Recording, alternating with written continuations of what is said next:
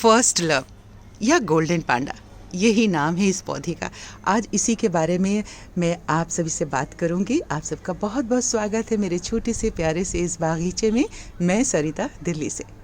इस गोल्डन पांडा को अभी कुछ ही दिनों पहले मैं बागीचे से लाई, नर्सरी से ख़रीद के लाई हूँ, और करीब 10 दिन 15 दिन पहले, और इसे मैंने ला करके रीपॉट किया है। ये इसमें प्लास्टिक पाउच में था ये पॉट।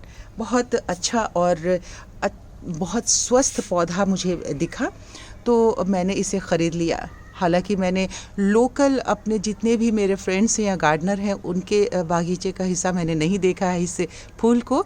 और जब मैंने पता किया तो पता चला कि अभी बहुत ज़्यादा फेमस नहीं है ये प्लांट, और हर नर्सरी के लोग इसे नहीं रखते हैं। जब मैंने इसे देखा था तो पहली ही नज़र में मुझे ये भा गया था पौधा, और जब मैंने दाम पूछा तो उन्होंने कहा मुझे 600 रुपये। मैंने अपनी कैलकाटा के एक फ्रेंड को इसकी फ़ोटो खींच के भेजी, और मैंने कहा ज़रा बताइए मुझे कि ये पौधा आपके यहाँ कितने का मिलता है, क्योंकि ये पौधा ज़्यादातर कैलकाटा या बंगाल में बहुत फेमस है। वहाँ के गार्डन में हर घर में ये पौधा पल रहा है और अपनी खूबसूरती की छटा बिखेर रहा है। तो हमारे वो जो साथी हैं उन्होंने कहा कि ये 250 से 300 के रेंज में मुझे ये प्लांट जो है वहाँ बंगाल के मार्केट में मिल जाएगा, लेकिन आप देख लीजिए बारगेनिंग करके। फिर मैं आफाक नर्सरी गई और उनसे बारगेनिंग किया। आखिरकार वो 400 में इस पौधे को मुझे देने को तैयार हो गए। करीब बहुत बारगेनिंग करने के बाद तो 600 पे 400 में उन्होंने दिया, और मैं इस पौधे को ले आई।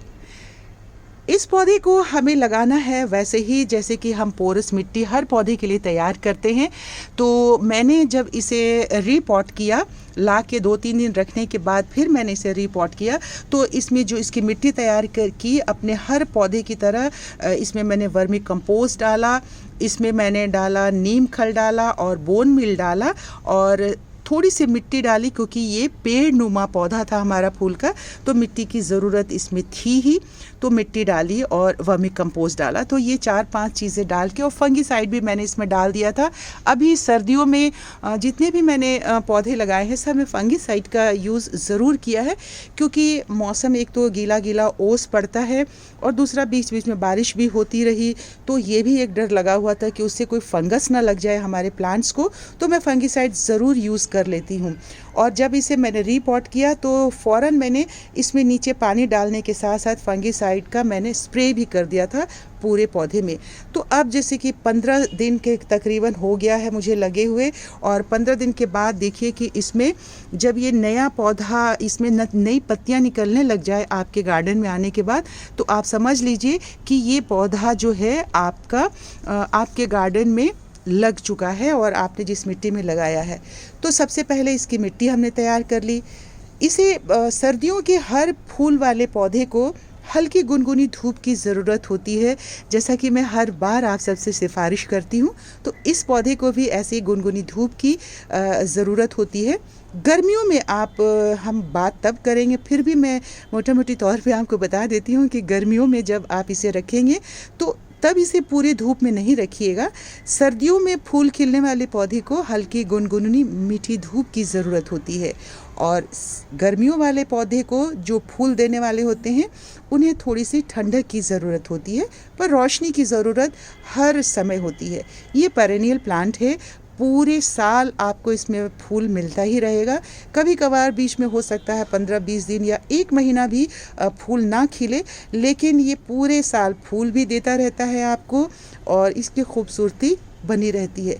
इसे अगर प्यार से आप रखेंगे, प्यार से इसे दुलारेंगे इस फूल को और इस पौधे को, तो सालों साल ये मित्रवत हमारे गार्डन में रहेगा, और हमारे गार्डन हमारे बागीचे की शोभा को बढ़ाता रहेगा। तो बस 2-3 चीज़ें इसका ख्याल रखिए कि मिट्टी बहुत अच्छी बनाइए, उसमें खाद डालिए, पानी इसे मिट्टी सूखने पर ही डालिए, लेकिन मिट्टी को गीला रखिए, कीचड़ नहीं बनाइए। इसको मॉइस्ट मिट्टी रखिए, और हर पौधे को एक भीड़ अच्छी लगती है, तो इस पौधे को भी भीड़ अच्छी लगती है। बहुत सारे पौधे के बीच में इसे रखिए, धूप ज़रूर इसे मिलनी चाहिए, रोशनी तो मिलनी ही मिलनी चाहिए।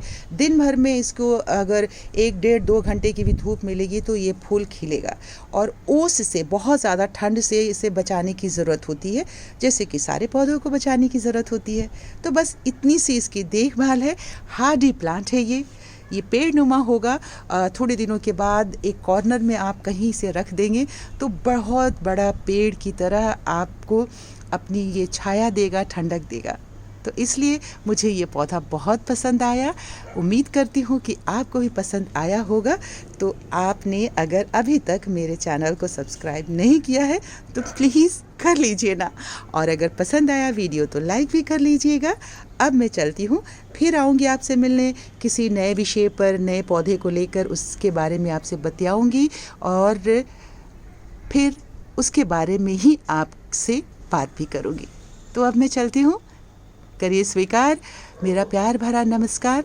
अपना खूब खूब ख्याल रखिए और अपने बागीचे का भी ख्याल रखिए।